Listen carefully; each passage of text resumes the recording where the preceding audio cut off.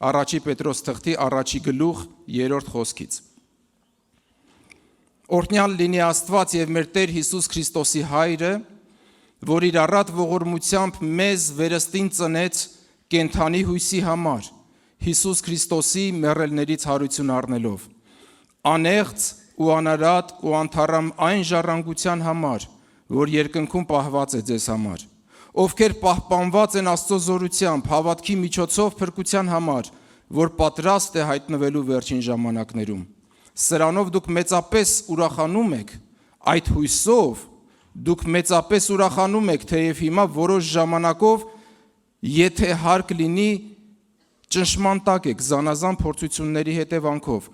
որպեսզի ձեր հավատքի փորձառությունը, որ կորստյան ենթակա ոսկուց ավելի պատվական է, նույնիսկ եւ ոսկին կրակով է փորձվում, ձեր փորձառությունը գովքի, պատվի ու փառքի արժանի գտնվի Հիսուս Քրիստոսի հայտնության ժամանակ։ Ամեն։ Ինչը ասում մեզ առաքյալը։ Առաքյալը մեզ ասում է, որ իր առատ ողորմության պատճառով մենք վերստին ծնվեցինք կենդանի հույսի համար։ Առաջին հայացքից միշտ թվում է, որ մենք վերստին ծնվել ենք, որ իր որդիները լինենք։ Ամեն։ Մենք վերստին ծնվել ենք, որ փրկված լինենք, որ հավիտենությունը երկնքում անցկացնենք, մենք վերստին ծնվել ենք, որ իրեն ճանաչենք, որ իրեն պատկանենք, իրենը լինենք եւ այդ ամենը ճիշտ է։ Բայց մի կարևորագույն մի բան կա, մի իրականություն կա, որի համար առաքյալն ասում է, որ մենք վերստին ծնվեցինք։ Մենք վերստին ծնվեցինք կենդանի հույսի համար։ Ամեն։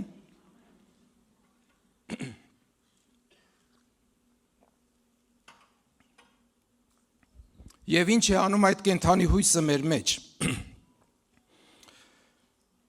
Կենդանի հույսը մեզ պատրաստում է այն անեղծանելի, անարատ եւ անթառամ ժառանգության համար, որ պահված է երկնքում մեզ համար։ Ամեն, այնքան կարևոր է, որ այդ ընթացքում մինչ երկինք հասնելը, մինչ այդ ժառանգությունը վայելելը, մենք ունենանք մի ուժ, մենք ունենանք մի զորություն,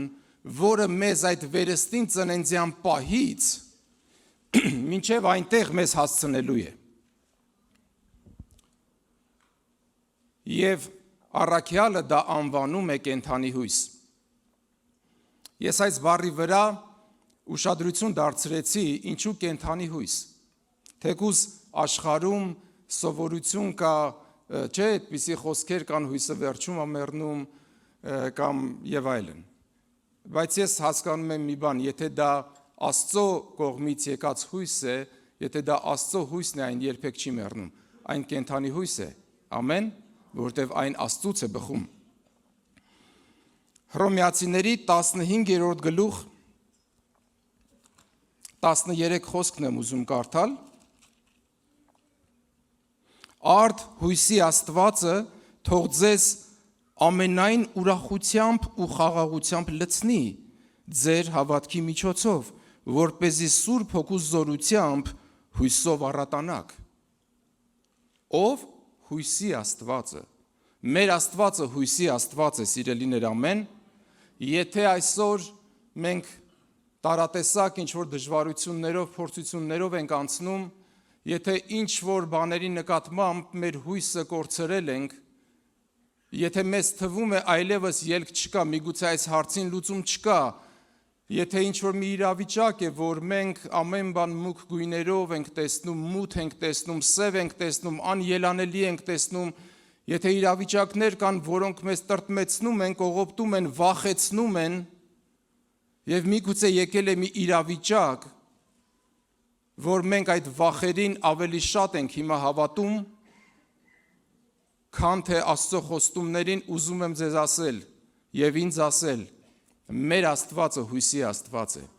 Ամեն։ Հույսի, անսպառ հույսի Աստված է։ Եվ այդ հույսը պարզապես մի բան չէ, որ ուղակի հույս ունեցիր, հույսով ապրիր, լավ կլինի։ Լավ կլինի։ Այո, լավ պիտի լինի։ Եվ արդեն լավ է։ Լավ է, եթե ես ու դու այդ հույսի Աստծուն ճանաչում ենք։ Մեզ համար արդեն հույս կա, եթե մենք նրան ճանաչում ենք։ Եթե մենք կարող ենք մեր ձեռքը բարձրացնել եւ ասել, որ նա իմ Աստվածն է, եթե կարող ենք ասել, որ նա իմ հայրն է եւ ես նրա որդին եմ, մեզ համար արդեն հույս կա։ Մեզ համար հաղթանակ կա, մեզ համար ելք կա, մեզ համար վերականգնում կա, մեզ համար օրհնություն կա, որովհետև նա հույսի Աստված է։ Ես գիտեմ, որ երբ դժվարություններն ու վախերը գալիս են, ավելին, երբ մենք տեղ ենք տալիս եւ հավատում այդ վախերին, առաջին բանը, որ այդ վախերը մեր մեջ կողոպտում են, դա ուրախությունն է եւ խաղաղությունը։ Հա? Ես ձեռքս բարձրացնեմ, ասեմ այո։ Իմ մոտը տենց է։ Ուրախությունը փախնում է, դեմքի ցտել, աչքերի ցտել, սրտի ցտել, ողջ կյանքիցդ ուրախությունը փախնում է, խաղաղությունը իսպառ կորչում է, երբ վախերը սկսում են տիրել։ Ավելին, երբ մենք հավատում ենք այդ վախերին։ Ես ուզում եմ մի փոքր քննենք մեր անձերը, մեր սրտերը, մի փոքր քննենք մեր մտքերը, երբ մենք վախենում ենք, երբ մենք հավատում ենք այդ վախերին։ Տաթևը քիչ առաջ այստեղից ասում էր, մենք ընտրություն ունենք կամ այդ վախերով ապրելու, կամ մեր Աստծուն վստահելու եւ նրան ապավինելու։ Ամեն, մենք ընտրություն ունենք, բայց ես գիտեմ մի բան, երբեմն այդ վախերը այնքան են մեզ խաբում ու մոլորեցնում, որ մենք մոռանում ենք, որ մենք ընտրության իրավունք ունենք, որ մենք իշխանություն ունենք ընդունելու եւ մերժելու դրանք։ Այնինչ երբեմն գալիս է մի իրավիճակ, երբ մեզ թվում է, որ դրանք են իշխում մեզ վրա, եւ մենք հավատում ենք, եւ մենք երբեմն անձնատուր ենք լինում այդ վախերին։ Եվ դրանք սկսում են առաջնորդել մեր կյանքը,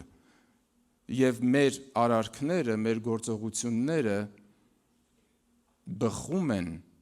ոչ թե հավատքից, բխում են ոչ թե Աստծո խոստումներից, բխում են ոչ թե Աստծո պատվիրաններից, այլ մեր գործողությունները բխում են մեր վախերից։ Ինչ որ մեկի հետ խոսում եմ, Փառք Աստծուն։ Բայց ինչ է ասում այստեղ խոսքը, ասում է հույսի Աստվածը թող ձեզ ամեն ուրախությամբ եւ խաղաղությամբ լցնի հավատքի միջոցով, որպեսզի Սուրբ Հոգու զորությամբ հույսով առատանաք։ Առաջին բանը, որ հույսի Աստվածը գիտի ինչ պետք է անել, դա մեզ ուրախությամբ ու խաղաղությամբ լցնելն է։ Ամեն։ Սա հույսի երկու մեծագույն պտուղներն են։ Եվ ես տեսա, որ ուրախությունն ու խաղաղությունը դա Աստծո հույսն է բերում մեր մեջ։ Երբ մենք ընտրում ենք հուսալ Աստծուն, երբ մենք մեր հայացքը բարձրացնում ենք դեպի հույսի Աստվածը, երբ մենք ասում ենք Տեր, դու ես մեր հույսը եւ դու մեր միակ հույսն ես, մենք դրանով դուռ ենք բացում ուրախության եւ խաղաղության համար, որպեսզի դրանք վերադառնան մեր կյանք, որպեսզի ուրախությունը առաջնորդի մեզ, որպեսզի ուրախությունը դառնա մեր կենսակերպը, որպեսզի խաղաղությունը թագավորի մեր սրտերում եւ մեր մտքերում, այն ինչ մենք թույլ ենք տվել, որ կողոպտի սատանան, կողոպտի նրա բերած ստերի միջոցով, կողոպտի վախերի միջոցով։ Ամեն։ Ինչ է հույսը, սիրելիներ։ Ես այս խոսքին նորից կվերադառնամ, բայց մի փոքր պիտի էքսկուրսիա կատարենք Աստծո խոսքի մեջ։ Նախ ուզում եմ ասել ինչ է հույսը։ Հույսը Աստծո սրտից բխած գերբնական զորություն է։ Ամեն, նա հույսի Աստվածն է։ Եվ հույսը նրա սրտից բխած գերբնական զորություն է, որը մեզ օգնում է չհանձնվել։ Հույսը մեզ օգնում է չվախենալ, այն մեզ օգնում է չկոտրվել, չհիասթափվել։ Հույսը մեզ օգնում է առաջ շարժվել, գործել, դիմանալ, համբերել։ Էլ դիմանալու ուժ չկա, էլ չեմ կարողանում համբերել։ Հայացքդ բարձրացրու հույսի Աստծուն։ Այդ հույսը մեզ օգնում է դիմանալ, համբերել, վստահել իրեն, ուրախանալ և հաղթել։ Ամեն։ Հույսը Աստծո սրտից բխած գերբնական զորություն է։ Եվ այդ հույսը մեզ համար է։ Որտեղից գիտես, Վահան եղբայր, որ մեզ համար է հույսը։ Ուզում եմ կարդալ Կողոսացիներ 1 գլխից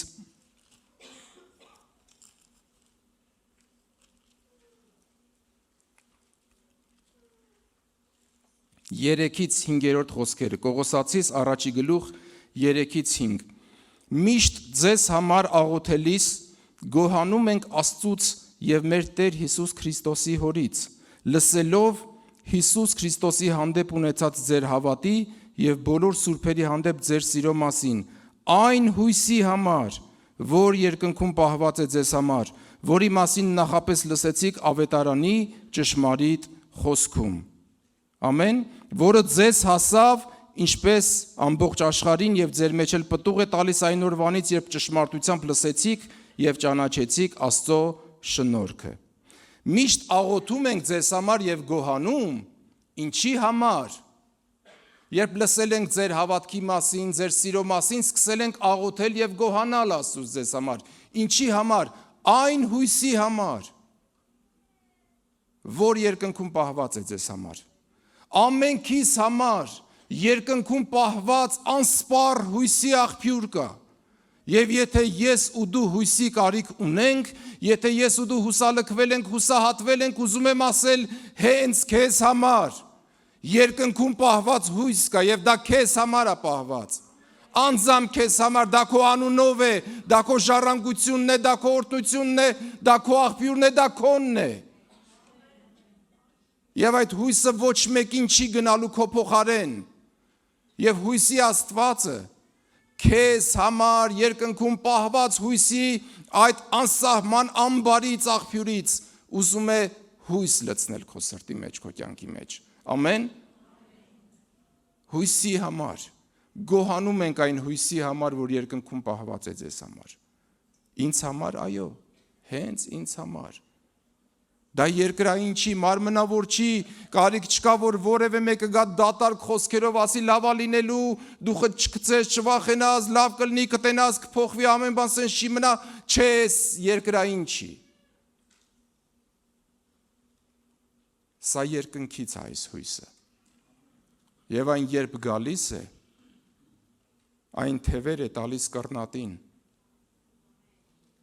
Այն ոտքի է կանգնացնում, հաշմանդամին, տկարացածին, թուլացածին, այն բարձրացնում է, այն բժշկում է, այն նորոգում է, այն ճախրել է տալիս մեզ Աստծո արքայության մեջ, երկնքի մեջ, իր ուրախության և խաղաղության մեջ։ Ամեն։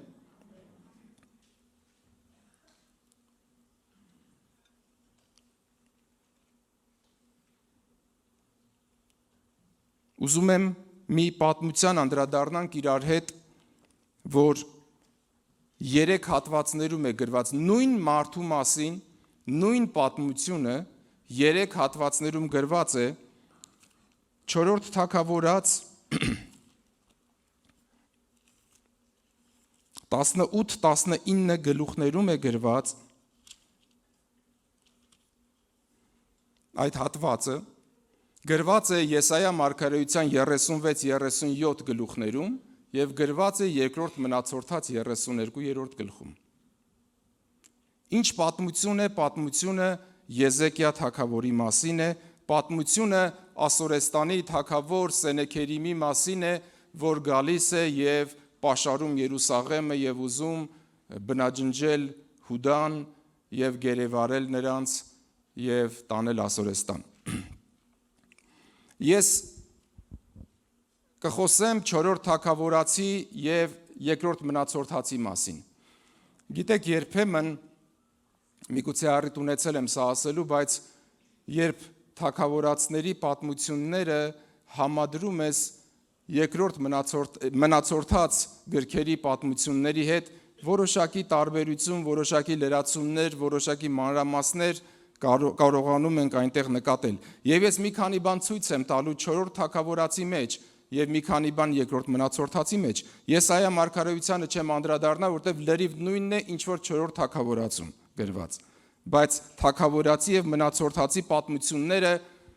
արմատապես տարբերվում են իրարից։ Թեկուզ պատմությունը նույն մարդու մասին է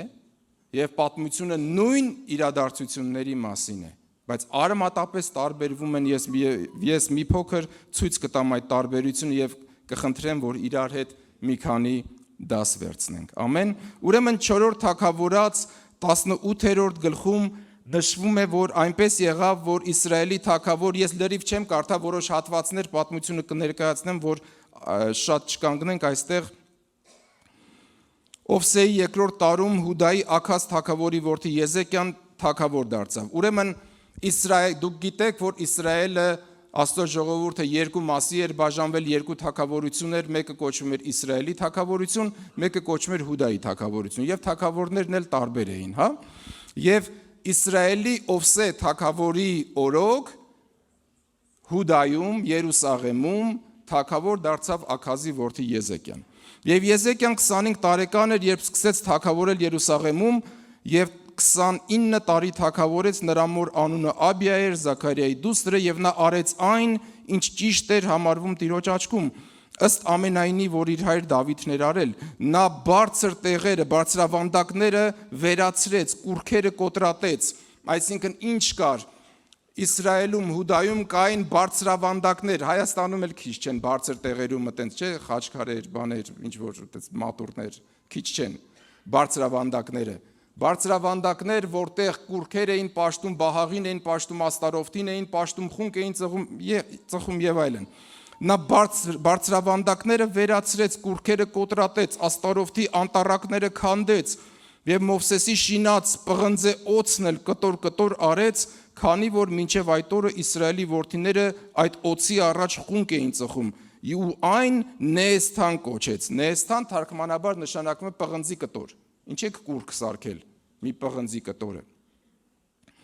Եվ նա ապավինեց Իսրայելի Տեր Աստծուն եւ Հուդայի բոլոր թագավորների մեջ նրա նմանը չեղավ, ոչ նրան հաջորդողների, ոչ էլ նրանց առաջ եղածների մեջ, քանի որ նա Տիրոջը հարեց ու նրան հետևելուց չդադարեց, այլ պահեց նրա պատվիրանները, որ Տերը տվել էր Մովսեսին։ Ուստի Տերը նրա հետ էր եւ ուր էլ գնար հաջողություն էր գտնում։ Նա ապստամբեց Ասորեստանի թագավորի դեմ եւ նրան չծառայեց։ Այստեղից ենթադրություն, որ մինչ այդ Ասորեստանի թագավոր իդեպ Սենեքերիմի հայրն էր դեռ այդ ժամանակ Սալմանասարը փաստորեն գերել էր եւ հարկ էր դրել եւ Ասորեստանի հպատակության տակ էր գտնվում Հուդան եւ գրված է ապստամբեց դուրս եկավ, քանի որ ինքը զորացավ Տիրոջով եւ դադարեց հարկ տալ Սալմանասարին Ասորեստանին։ Ապստամբեց Ասորեստանի թագավորի դեմ ու նրան դադարեց ծառայել, հարվածեց փղշտացիներին մինչև Գազա ու նրա սահմանները դետերի աշտարակից մինչև Պարսպապատ քաղաքը դրեց։ Բայց այդ ժամանակ գրված է Իսրայելում հակառակ Իսրայելում ինչ տեղի ունեցավ, երբ Հուդան ապստամբեց Սալմանասարի դեմ, գրված է Սալմանասարը գնաց Իսրայելը գրավեց, ամբողջ Իսրայելը գրավեց, հարձակվեց Սամարիայի վրա, որտեղ Իսրայելի մայրաքաղաքը Սամարիան էր։ 3 տարի այն պաշարելուց հետո գրավեց։ Եվ Ասորեստանի թագավորը Իսրայելին Ասորեստան տեղափոխեց, ամբողջ Իսրայելին Ասորեստան տեղափոխեց, նրանց Գովզան գետի մոտ Խաղայում, Քաբովրում եւ Մարերի քաղաքներում տեղավորեց։ Ինչու՞, քանի որ իրենց Տեր Աստծո ձայնին չհնազանդվեցին ու նրա ուխտը անտեսեցին եւ այն ամենը, ինչ Տիրոջ ծառան Մովսեսը պատվիրել էր, ոչ լսեցին եւ ոչ էլ կատարեցին։ Ահա տեսնում ենք երկու հակադիր իրականություններ։ Հուդայի թագավորության մեջ Եզեկիան է, Աստծուն է պաշտում, Աստվածապաշտ է, Աստծո պատվիրաններով է, Տերը նրան հաջողություն է տալիս, հաղթանակներ է տալիս, Աստված օրհնում է նրան։ Իսրայելում անաստված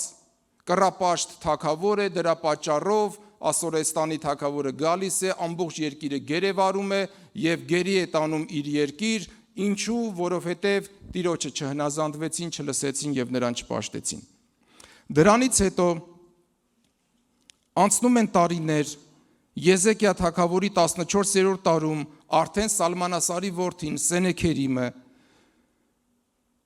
Հուդայի բոլոր պարսպապատ քաղաքների վրա հարձակվեց ու դրանք գրավեց։ Հուդայի Եզեկիա թագավորը մարդ ուղարկեց Լաքիս Ասորեստանի թագավորի մոտ, ասելով. հիշեք այս բառերը, Ասորեստանի թագավորը Լաքիսում էր, մի քանի բաներ իրար հետ գնայինք։ Մեղանչել եմ, ասեց քո դեմ, ետ դարձիր, եւ ինչ հարկ որ դնես ին վրա կվճարեմ։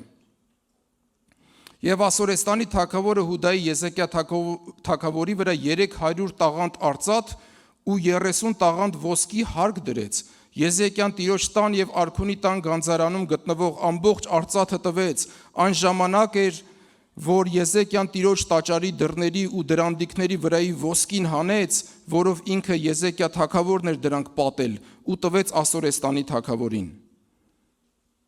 Մի անգամից, տեսեք ինչ է տեղի ունենում։ Սալմանասարի որդին Սենեքերիմը Իսրայելի վրա հաջողություն ունենալուց, նրանց գերելուց հետո, հավանաբար որոշակի տարիներ, երբ զորք է հավաքում, զորանում է, ամրապնդում է իրեն, հիմա էլ դե Իսրայելին կարողացել եմ գրավել, Հուդան ինչ է եղել, որ չկարողանամ, գնում է Հուդայի վրա առավել եւս, որ ժամանակին Հուդան իրենց տիրապետության տակ է եղել, իրենց հարկ է վճարել, հետո ըմբոստացել են, ապստամբել են, բայց հիմա պիտի գնանք մեր տարածքները հետ վերցնենք։ Եվ գալիս են եւ պաշարում։ Եվ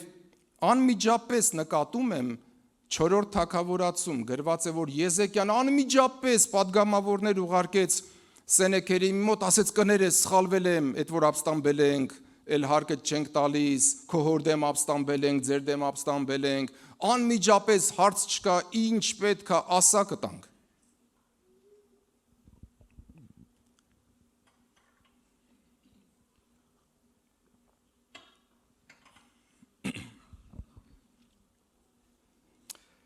Եվ ինչ է լինում, Սենեքերիմը ուղարկում է իր մի քանի ծառաներին, որոնցից մեկի անունը Ռապսակ է։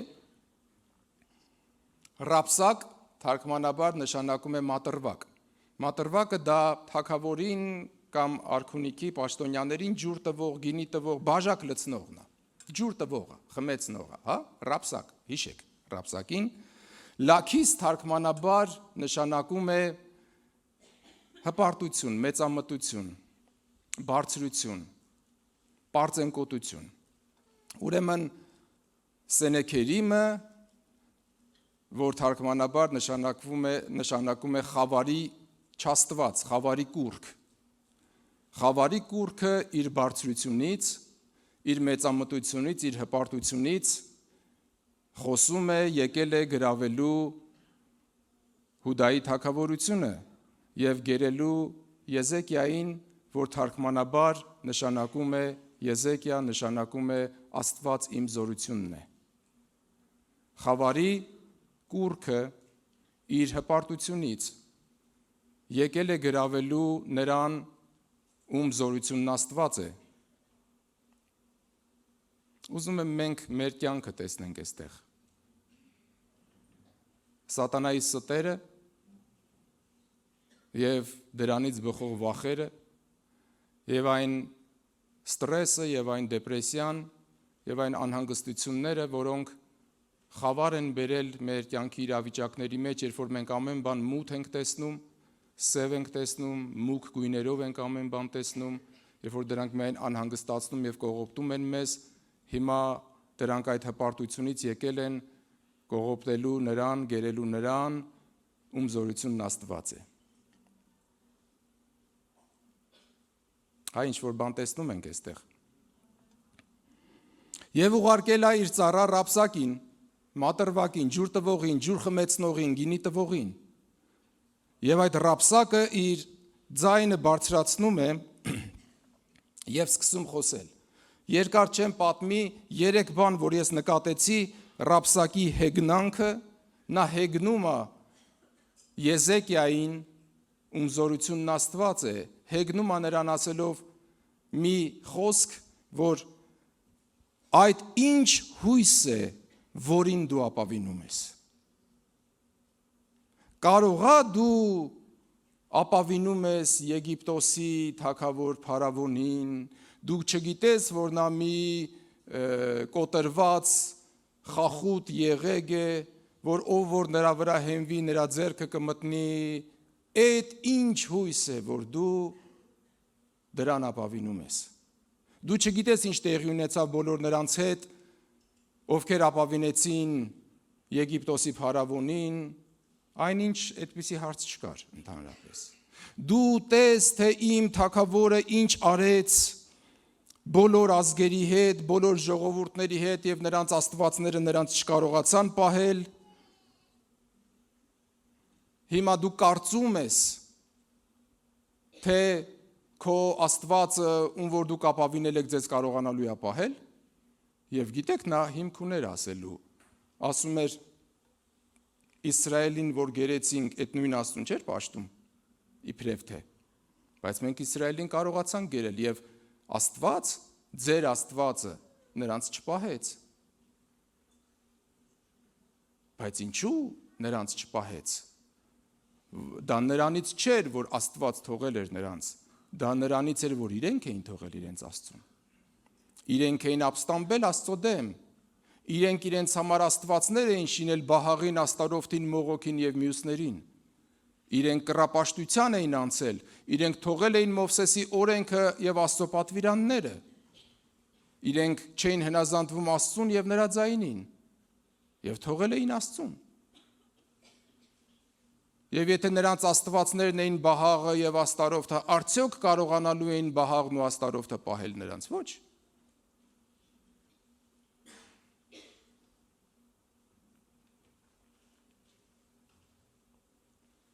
Հաջորդ բանը, որ ես տեսնում եմ Ռաբսակի սուտն է, որ Ռաբսակը ստում է, առաջին բանը, որ գալիս է հեգնանքն է, ում ես դու հուսացել, ինչի վրա է հույսդ։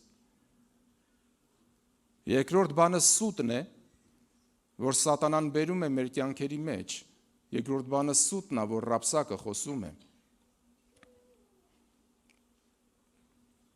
Դու գիտես իմ Տեր թագավորը ինչ արել բոլոր ազգերին եւ նրանց աստվածները ոչ մեկին չկարողացան պահել եւ այլ եւ այլ եւ այլ։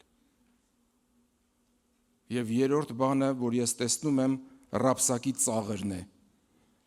25-րդ խոսքում 18-րդ գլխի։ Ինչ է ասում Ռաբսակը։ Հիմա արդյոք առանց Տիրոջ եմ այս երկրի վրա եկել առանց այն կործանելու համար։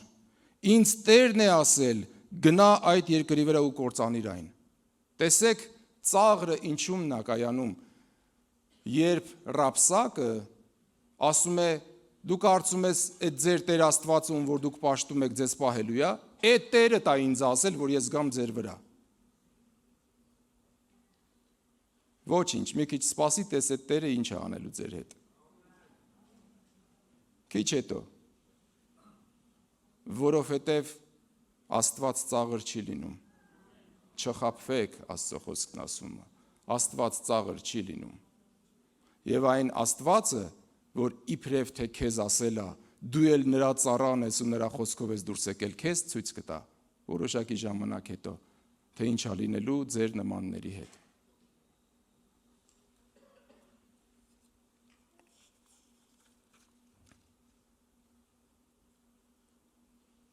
Այդ ժամանակ Հուդայում մարգարեր Եսայան։ Ուրեմն ասեցի Սենեքերիմ, նշանակում է խավարի աստվածը կամ կուռքը, Ռաբսակը, որ նրա մատրվակն է, ջուր տվողն է, կերակրողն է, այդ խավարից մարդկանց կերակրողը, ստով ու վախով մարդկանց կերակրողն է, խմեցնողն է, Եզեկիան նշանակում էր Աստված իմ զորությունն է, Լաքիս բարձրություն, հպարտություն, մեծամտություն, իսկ Եսայա նշանակում է Եհովան իմ փրկությունն է։ Եվ գրված է, որ երբ այս Ռաբսակի խոսքերը թագավորին տեղեկացրեցին, թագավորը քուր ցակավ եւ Տիրոջ տունը գնաց եւ իր ծառաներին Եսայի մարգարեի մոտ ուղարկեց եւ ինչ ասեց, թագավորը մարգարեին ասեց. այսօր նեղության, կշտամբանքի եւ նախատինքի օր է, քանի որ երեխաները ծնվելու պահին հասան, բայց ծննդաբերելու ուժ չկա։ Ես չգիտեմ ում կյանքում է այս իրավիճակը կամ ով է դրանով անցել կամ դրանով անցնում, երբ նայում ես քո կյանքին, կարծես նախատինքի, պարտությունների, ձախողումների մի շղթա է, երբ իրականում այնպիսի մի ճնշում կա, որ կարծես երեխաները հասել են ծնվելու պահին, բայց ծննդաբերելու ուժ չկա, էլ դիմանալու ուժ չկա։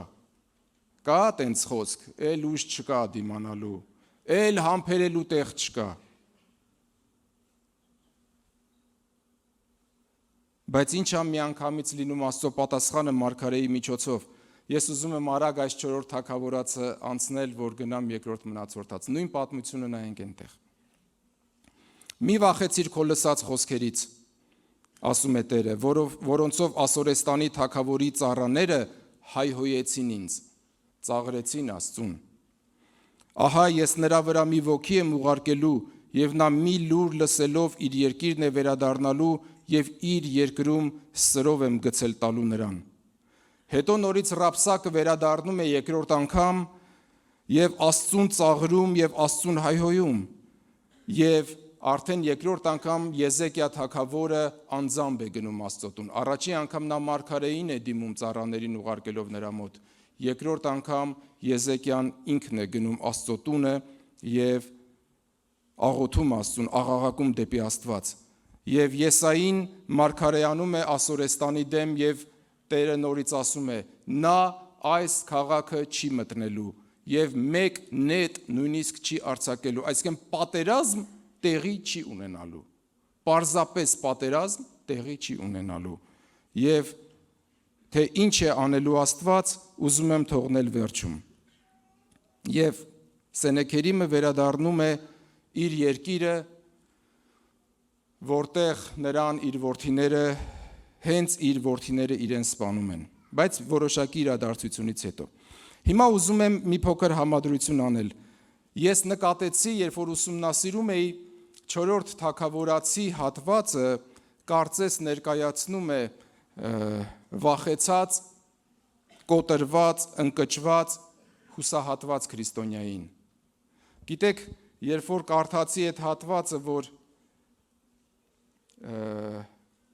Եզեկիան լսելով Ասորեստանի թագավորի եւ նրա ծառաների խոսքը, ինչ ասեց, անմիջապես 1000 ներողություն, մեղանչել եմ քո դեմ, ինչ հարկ որ դնես կտամ, գիտեք անմիջապես ինչ հիշեցի, հիշեցի չարի վերջը։ Ո՞վ է հիշում չարի վերջը։ Էս ծառնիմն է, էս ծառնիմն է, ծառում փչակ է, փչակում մի բույն։ Էսով է եկել տիրացել թակուն, մի փոքր այդ հատվածը կարդամ, հա։ Ախ դու կկու հիմար կկու, քանի փոքրիկ ձակ ունես դու, 3 հատ ձակ աղաղաղվես, 3 հատ ձակ ցույց կտամ քեզ։ Ու չես ասել դու անամոթ, մինը ծառա ղրկես ինձ մոտ, ձգի շուտով մի հատը ցած, թե չէ, կացինս հրեն սրած, գնամ բերեմ ծառդ կտրեմ, վայ, չկտրես, Աստված սիրես։ Էս մին նահա տարքես ծառա, միանգամից, հարց չկա, վայ, կներես։ Ինչ ապետ տանք, ասա, լրիվ կտանք քեզ։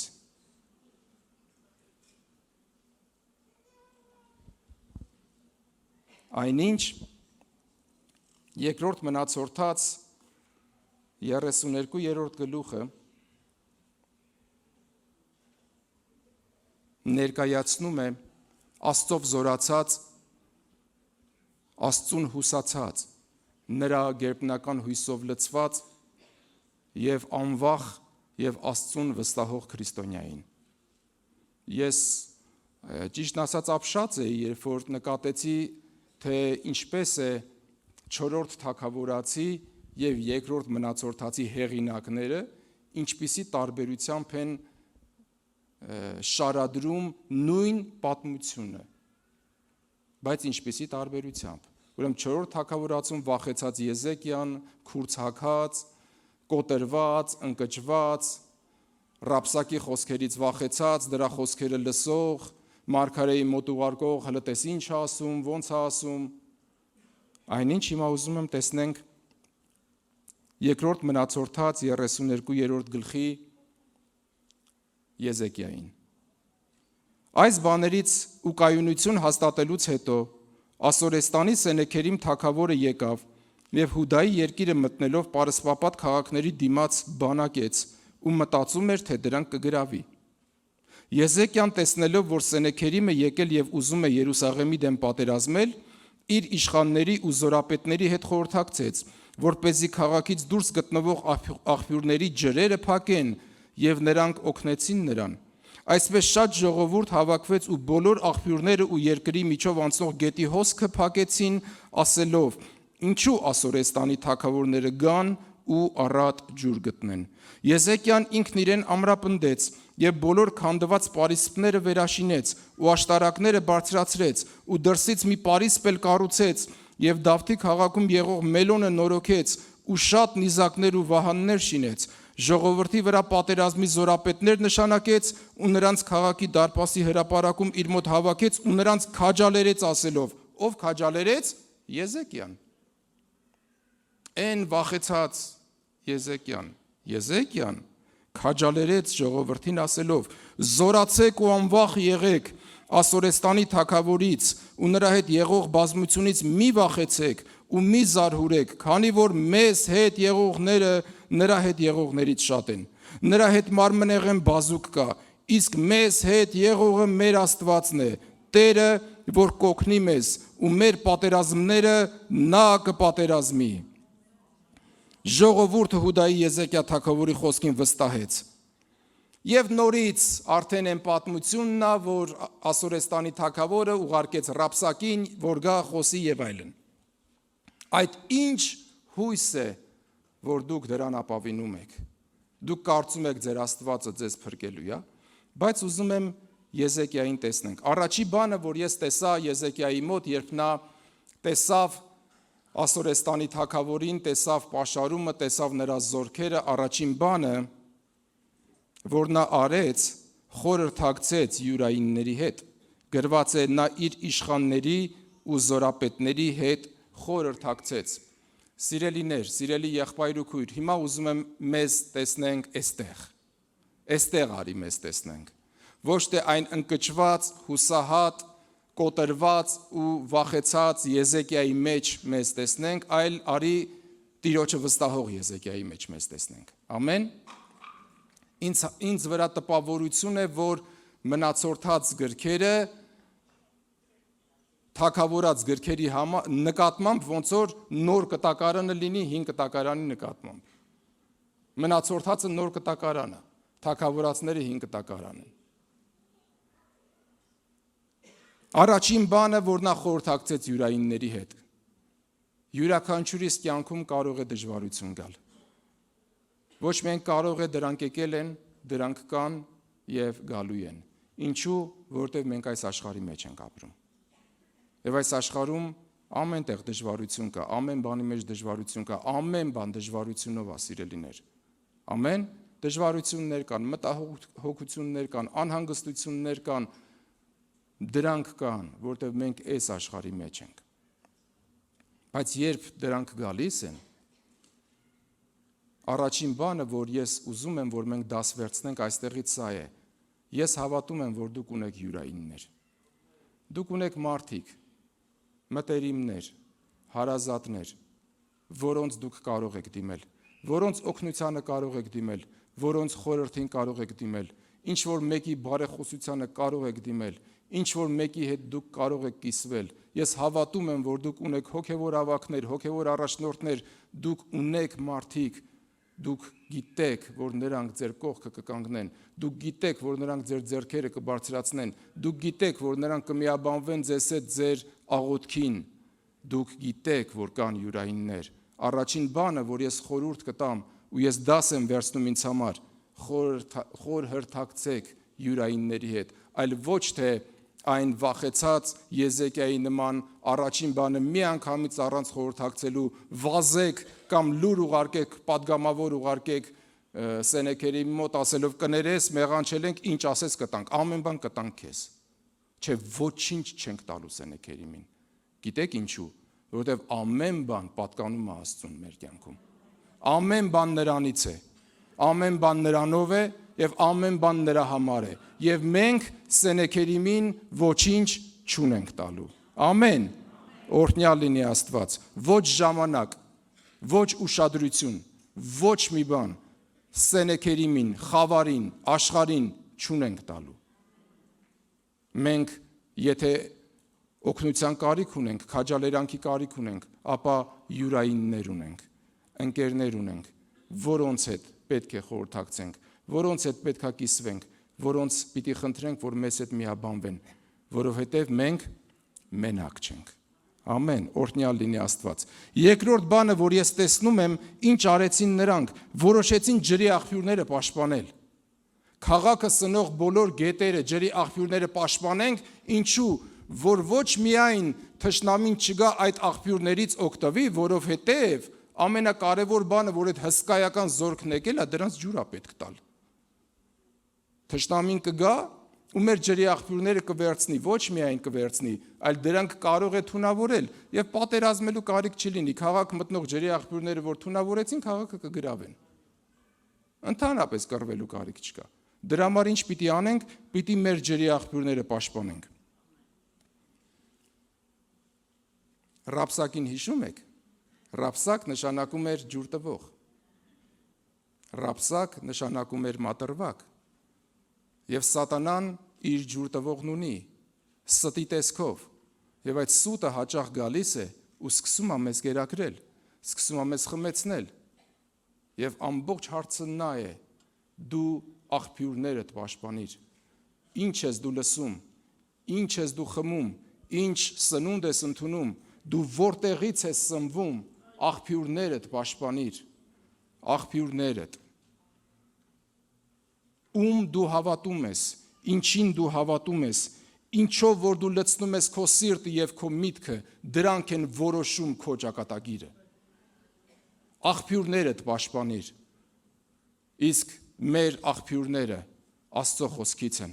մեր աղբյուրները Աստծուց են, մեր աղբյուրները Աստծո տնից են։ Ուրեմն պաշտպանիր դրանք ու երբեք թույլ չտաս, որ սատանան իր ստերով, սատանան իր ռապսակի միջոցով վախեցնի քեզ, սնի քո միտքը եւ քո մտքում բերթեր եւ ամրոցներ շինի,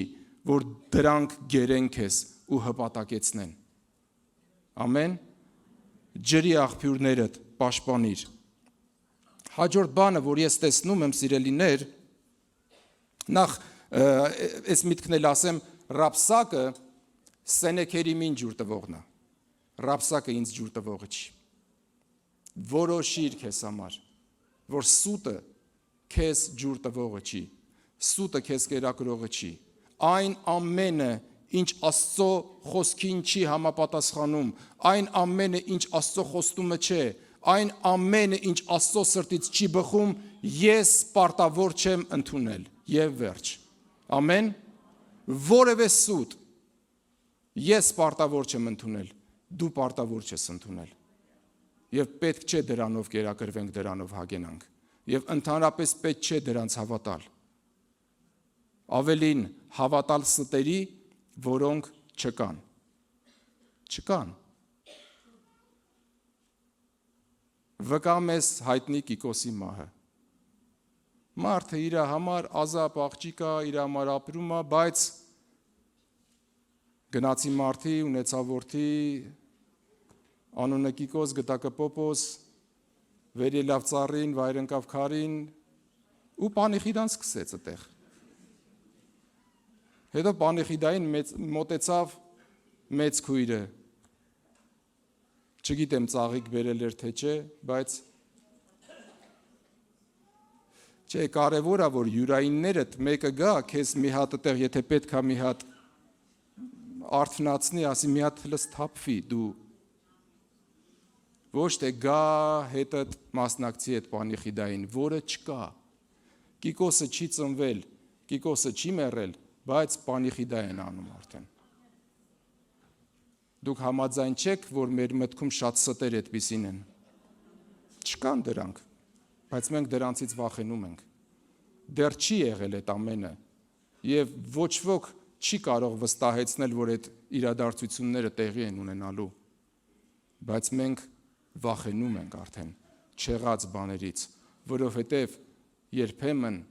միամտաբար ռապսակի ջուրն ենք խմում։ Այնինչ Տերը օգնական լինի մեզ, որ մեր ջրի աղբյուրները պաշտպանենք։ Ամեն։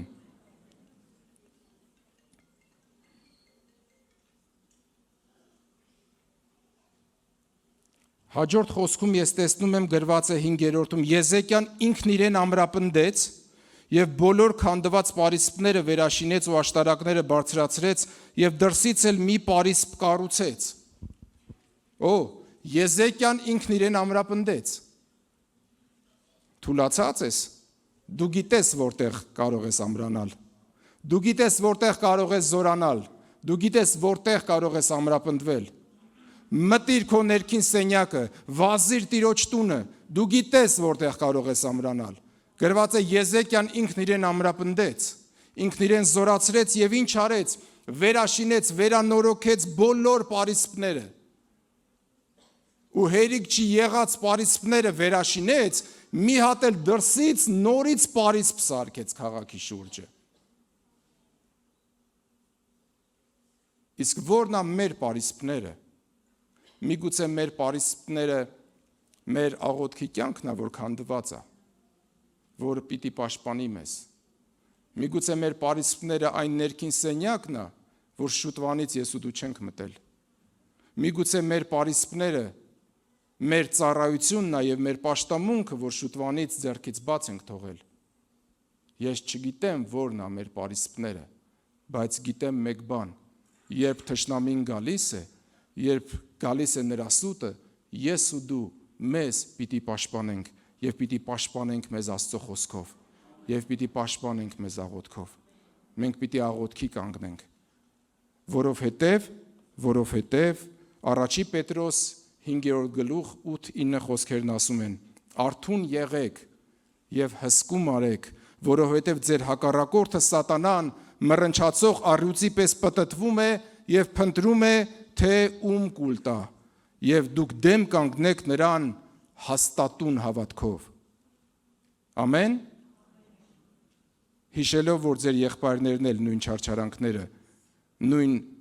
պատերազմները ունեն, նույն մտահոգությունները ունեն, չէ, տենց է, չէ գրած, տենց է գրած, հալելույա։ Ինչ արեք,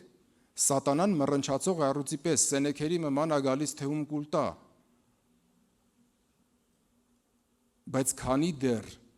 դու պարսպի ներսում ես,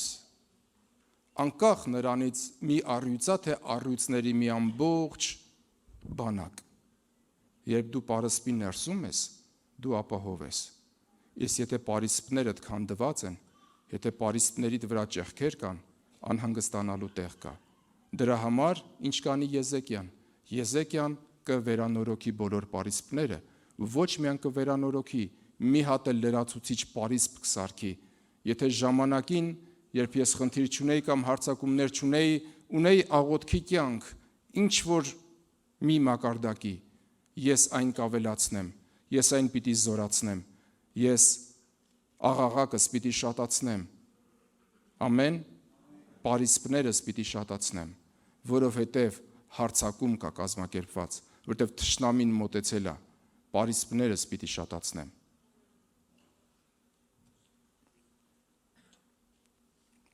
Հաջորդ բանը, որ ես տեսա, այստեղ ասում է եւ Դավթի քաղաքում եղող Մելոնը նորոգեց ու շատ նիզակներ ու վահաններ շինեց։ Ինչ էր այս Մելոնը։ Ստիպված եղա ուսումնասիրել Մելոնը, շատ դժվար էր ուսումնասիրել, որտեղ Մելոնի մասին շատ քիչ բան կա գրված ու տարբեր վերսիաներ կային, բայց նկատեցի մի բան։ Մելոնը դա Սիոն սարն է, Երուսաղեմում, դա այն պատվարն է, որի վրա կառուցված էր Աստծո տաճարը։ Մելոնը նորոգեց։ դա քաղաքի մեջ էր։ Ինչ կարիք կար Մելոնը նորոգելու։ Թշնամին դրսում է, պարիսպները հասկանում եմ, նիզակներն ու վահանները հասկանում եմ, ջրի աղբյուրները հասկանում եմ, Մելոնը նորոգելու կարիքը որն է։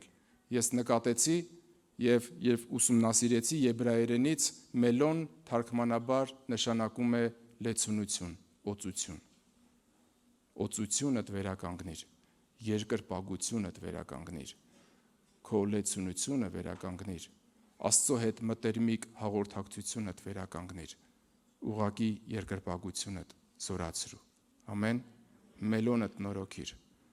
որովհետև Աստված իմ ու քո պատերազմները պատերազմելու է, երբ մենք Մելոնում նրան երկրպագում ենք, երբ մենք Մելոնում նրանով լցված ենք, երբ նրա օծությունը մեզ վրա է, երբ նրա յուղը մեզ վրա է, նա մեր պատերազմները կպատերազմի։ Կարիք չի լինի, որ մենք քաղաքից դուրս գանք, մենք պիտի Մելոնում հաղթենք, մենք երկրպագության վայրում պիտի հաղթենք, մենք սրբության սրբոցում պիտի հաղթենք, մենք մեր ներքին սենյակում պիտի հաղթենք, որպեսզի պատերազմելու կարիք չլինի։ Ամեն։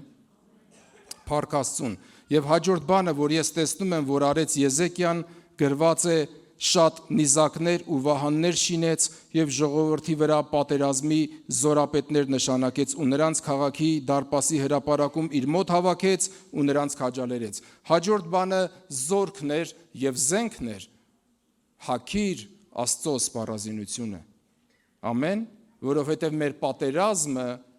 ինչպես Պողոսը կասի Եփեսացիների 6-րդ գլխում, մեր պատերազմը մարմնի ու այրան դեմ չէ։ Մեր պատերազմը հոգևոր ոլորտում եղող իշխանությունների, պետությունների, սատանայի, խավարի թագավորության, նրա դևերի, նրա ստերի, նրա վախերի դեմ է մեր պատերազմը։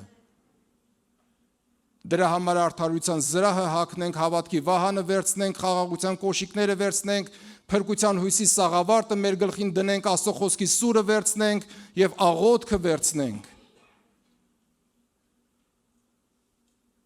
Ամեն։ Եվ այդ ամենը մեր վրա կապենք ճշմարտության գոտիով։ Ճշմարտության գոտիով մեզ ամրապնդենք, ինչպես որ Եզեկիան ինքն իրեն ամրապնդեց։ Եվ ինչ ասեց, ինչ արեց Եզեկիան։ Եզեկիան քաջալերեց իր ժողովրդին ու ասեց. զորացեք ու անվախ եղեք Ասորեստանի թագավորից ու նրա հետ եղող բազմությունից մի վախեցեք ու մի զարհուրեք, քանի որ մեզ հետ եղողները նրա հետ եղողներից շատ են։ Նրա հետ մարմնեղեն բազուկ կա, իսկ մեզ հետ եղողը մեր Աստվածն է, Տերը, որ կօգնի մեզ ու մեր պատերազմները կպատերազմի։ Տերը մեր պատերազմը կպատերազմի։ Իմ ու քո գործը պաշտպանվելն է, մեզ պաշտպանելն է, պարիսպը նորոգելն է, Մելոնը նորոգելն է, Տիրոջը երկրպագելն է, իսկ պատերազմելը նրանն է։ Ամեն։ Փառք Տիրոջը։ Օրհնյալ լինի Աստված։ Սենեքերիմ այն խավարն է, այն սուտը, այն վախը, այն դեպրեսիան, որ ամեն բան մտնեցնում, սևացնում է մարդու մտքում ու կյանքում։ Դա այն սուտն է, որ հաճախ ամրոցներ ու բերդեր է կառուցում մարդկանց մտքում, գերելով ու ստրկացնելով նրանց։ Սենեքերիմը դա այն վախն է, որ կեղեքում է մարդկանց հոգևորապես, հուսահատեցնում եւ կոտրում նրանց։ Բայց երբ Եզեկիան գնում է Աստծո տուն, խոնարհվում նրա առաջ, աղաղակում ու երկրպագում նրան, դիմում է Աստծո մարգարեին, դիմում է Աստծո խոսքին եւ միաբանվում նրա հետ, Աստված միջամտում եւ ազատագրում է եւ հաղթություն է պարգևում։ Ամեն։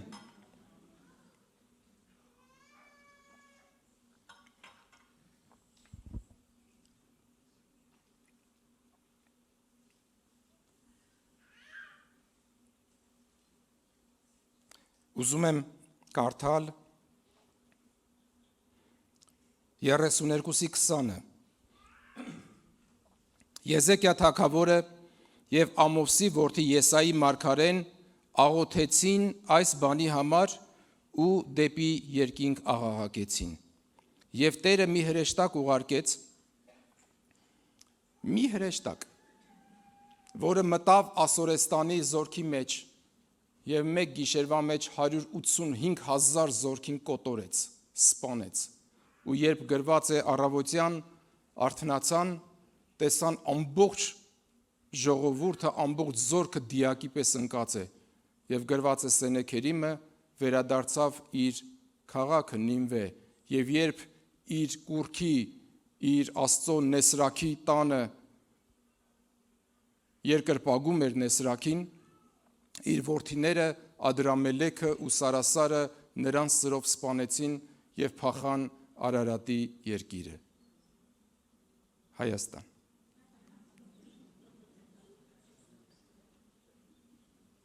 Դե որ փախել են մեր մոտ, այդ չի նշանակում մենք այդտեղ ինչ-որ դերակատարում ունենք, բայց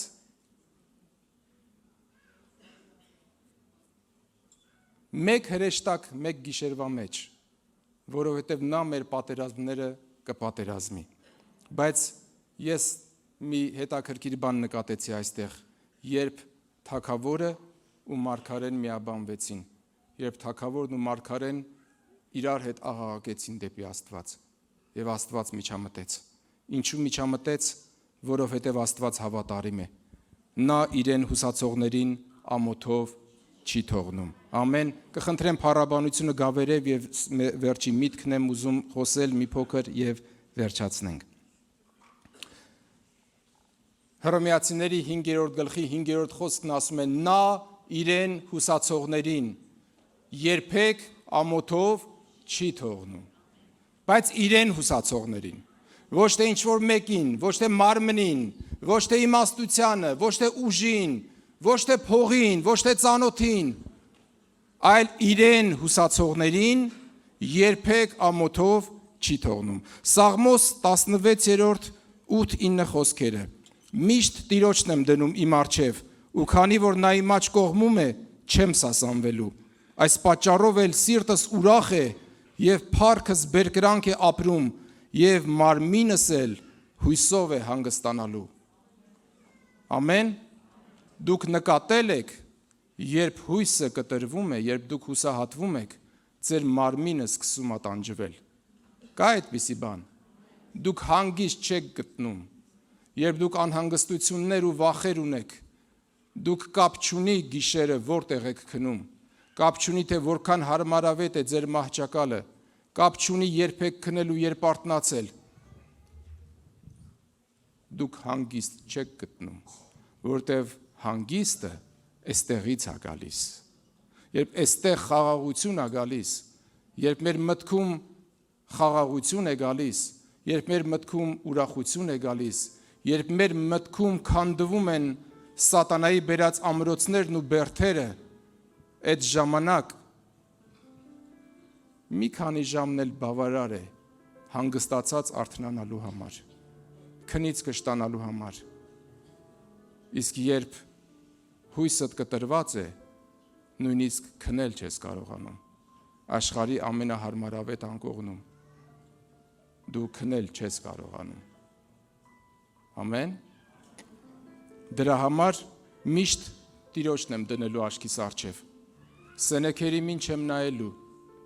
Ռաբսակին չեմ լսելու, Տիրոջն եմ դնելու աչքիս առջև, քանի որ նա իմ աջ կողմում է,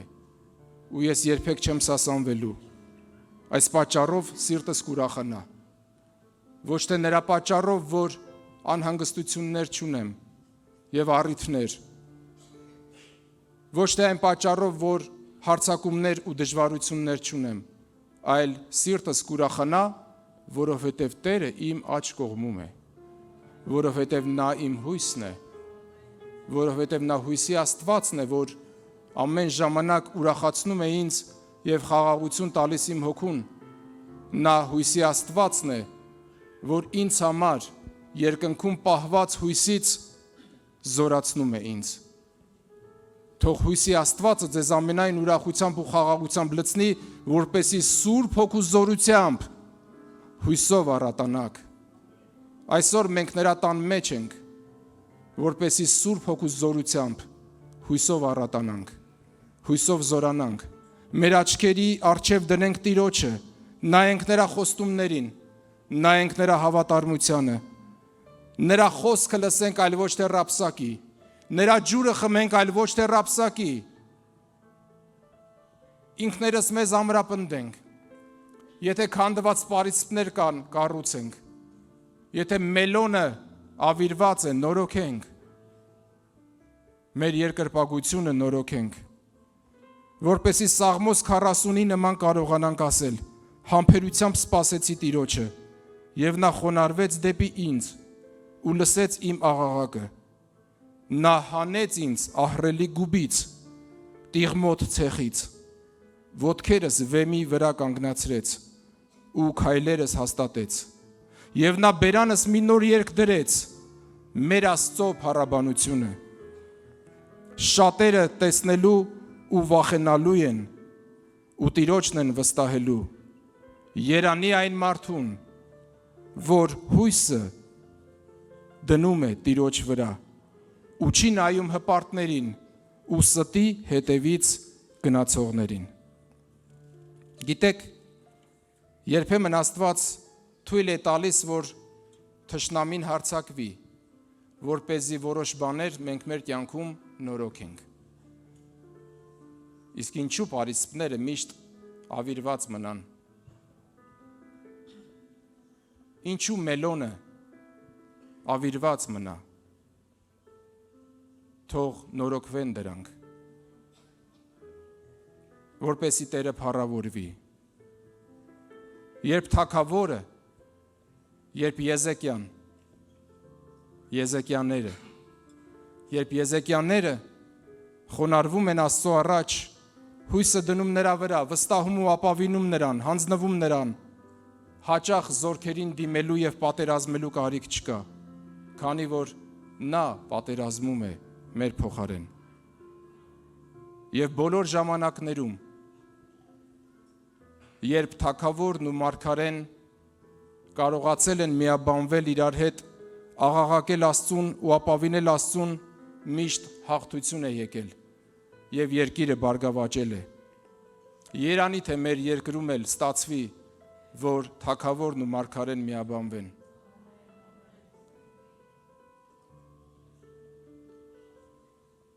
Որ երկիրը բարգավաճի։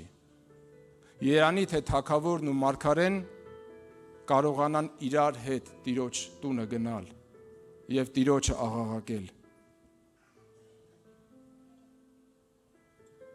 Իսկ որպեսի դա լինի, ուրեմն մինչև վերջ հաստատում պահենք հույսի վստահությունը եւ ուրախությունը։ Եկեք անխախտ պահենք մեր հույսի դավանությունը առանց տատանվելու, որովհետև հավատարիմ է խոստացողը, կասի Եբրայեցիս թուղթը։ Հավատարիմ է խոստացողը, դրա համար էլ միշտ նրան եմ հուսալու եւ իրեն միշտ իմ առջև դնեմ։ Հավատարիմ է խոստացողը, այդ պատճառով, երբ հույսս տկարանա, նրան եմ աղաղակելու,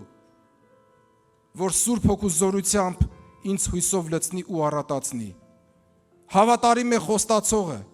եւ նա ինձ կլցնի այն հույսով, որ երկնքում պահված է մեզ համար, այն հույսով, որ ուրախություն եւ խաղաղություն է պարգևում կոտրված հոգիներին, այն հույսով, որ երբեք ամոթով չի թողնում, որովհետեւ մեր հույսը Տերն է։ Ամեն։ Սիրելիներ, խնդրում եմ ոտքի կանգնենք եւ մի հանրահայտ սաղմոսով ուզում եմ ավարտել իմ խոսքը եւ երկրպագենք Աստծուն։ Եթե դու հուսացել ես Աստծուն, եթե դու ընդունում ես ու համաձայն ես, որ Տիրոջը պետք է հուսալ ու նրան վստահել, ապա արի իրար հետ ասենք այս սաղմոսը։ Բարձրյալի ծածկոցի տակ բնակվողը ամենակարողի շուքի տակ է հանգստանալու։ Տիրոջ համար պիտի ասեմ իմ ապավեն, իմ ամրոց, իմ Աստված, որին ես հուսացել եմ։ Հիրավի նա ինձ կփրկի որսորդի որոգայթից եւ վտանգավոր ժանտամահից։ Նա ինձ կծածկի իր փետուրներով։ Նրա թևերի տակ ես ապաստան կգտնեմ։ Նրա ճշմարտությունը վահան է ու ասպար ինձ համար, չեմ վախենա գիշերվա զարհուրանքից ու ցերեկը թռչող նետից,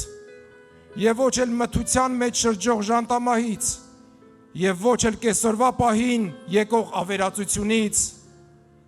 1000 հոգի մի կողմից կընկնեն 10,000 մյուս կողմից, բայց ինձ հարված չի մոտենա։ Միայն իմ աչքերով կնայեմ ու կտեսնեմ ամբարիշտների հատուցումը, քանի որ Տիրոջը իմ ապավենին, բարձրյալին, ինձ ապաստարան դարձրեցի։ Եվ ահա Տիրոջ խոսքը, որ գալիս է ինձ ու քեզ չարիք չի հասնելու,